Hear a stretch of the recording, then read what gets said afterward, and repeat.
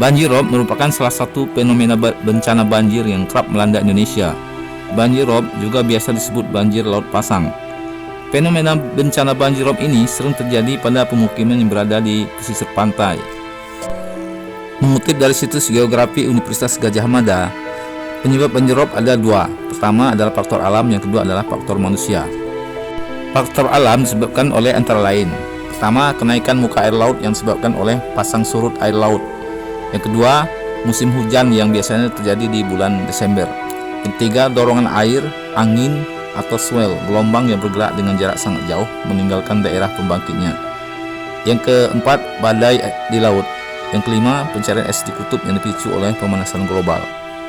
Sedangkan faktor manusia disebabkan oleh antara lain penumpaan air tanah yang berlebihan, pengerukan alur pelayaran, reklamasi pantai. Yang keempat, eksploitasi lahan pesisir yang menyebabkan penurunan muka air tanah sehingga memicu amblasnya permukaan tanah dan intrusi air laut. Bencana banjir rob ini dapat mengakibatkan kerugian bagi masyarakat antara lain: pertama, merusak sarana dan prasarana masyarakat. Yang kedua, bisa menimbulkan penyakit seperti diare dan infeksi saluran pernapasan. Yang ketiga, bisa memicu bencana lain seperti erosi bahkan longsor. Yang keempat, mengakibatkan pencemaran lingkungan. Seterusnya, rusaknya tanaman padi masyarakat, rusaknya tanaman cabai, tomat, sayur-sayuran yang terkena genangan air pasang. Seterusnya, rusaknya jalan aspal yang langsung terkena air pasang dan rusak sehingga aspalnya mengelupas. Selanjutnya, treknya tanaman kelapa karena terkena air laut sehingga tidak lagi berbuah normal. Dan matinya tanaman pinang karena terkena genangan air asin. Untuk mengatasi bencana banjir rob ini ada beberapa cara yang dapat dilakukan. Pertama, sebelum terjadinya banjir, membangun tanggul atau dam mengelilingi seluruh kota dari genangan atau masuknya air laut. Penataan daerah aliran sungai secara terpadu dan sesuai fungsi lahan. Tidak membangun rumah dan pemukiman di bantaran sungai serta di daerah banjir. Pemasangan pompa untuk daerah yang lebih rendah dari permukaan laut. Program penghijauan daerah hulu sungai harus selalu dilaksanakan, serta mengurangi aktivitas di bagian sungai yang rawan banjir. Saat terjadi banjir, hindari berjalan dekat saluran air untuk menghindari terseret arus banjir.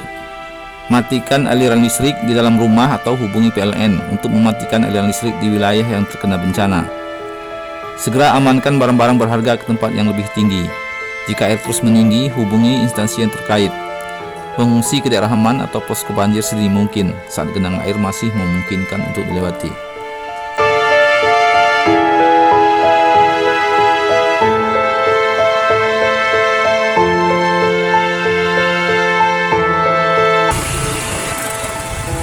Habis mobil baru nih, ya ampun.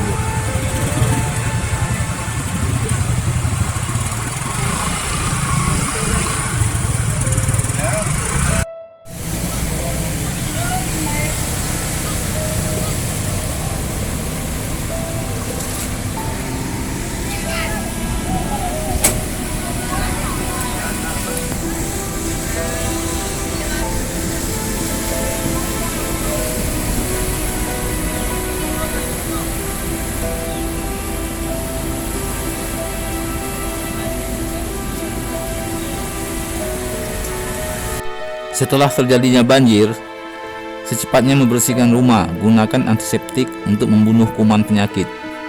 Cari dan siapkan air bersih untuk menghindari terjangkitnya penyakit diare. Waspada terhadap kemungkinan binatang berbisa seperti ular dan lipan, atau binatang penyebab penyakit seperti kecoa, lalat, dan nyamuk. Usahakan selalu waspada apabila kemungkinan terjadi banjir susulan.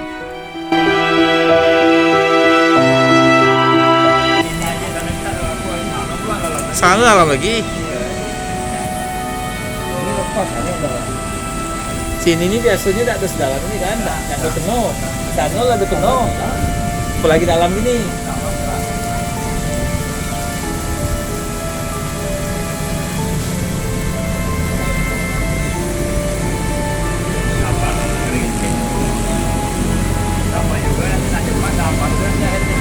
Hah? Iya.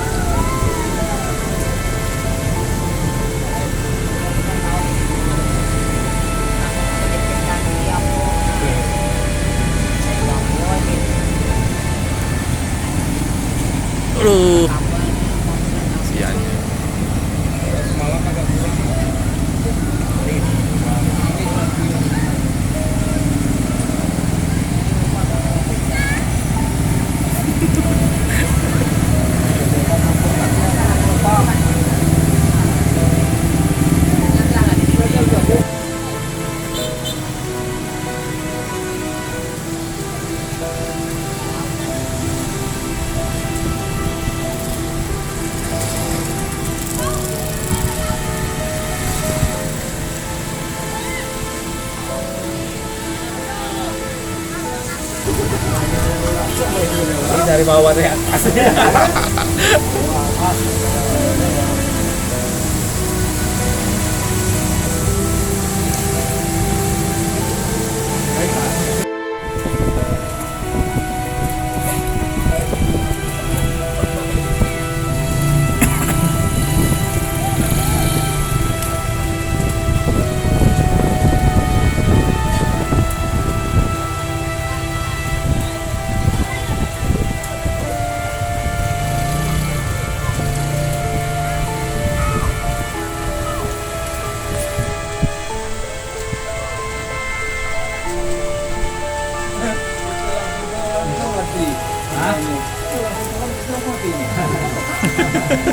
Untung mesti dikasih nih, Pak.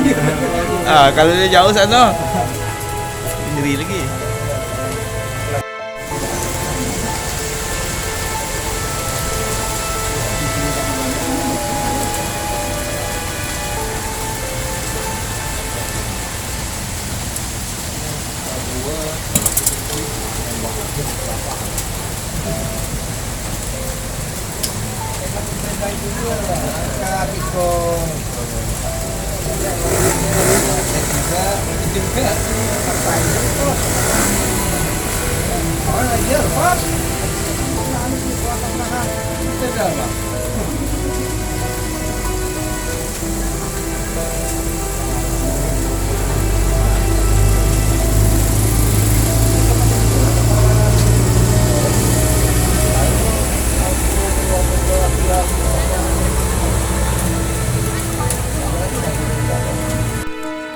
Kepada pemerintah Kabupaten Tanjung Jabung Barat dan Provinsi Jambi disarankan agar meninggikan muka jalan kurang lebih 1 meter lagi agar tidak terkena banjir di waktu musim pasang besar seperti ini.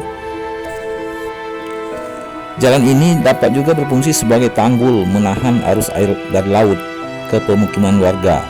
Juga masyarakat yang membangun rumah baru cenderung mengikuti tinggi jalan sehingga lama-lama pemukiman warga pun semakin tinggi.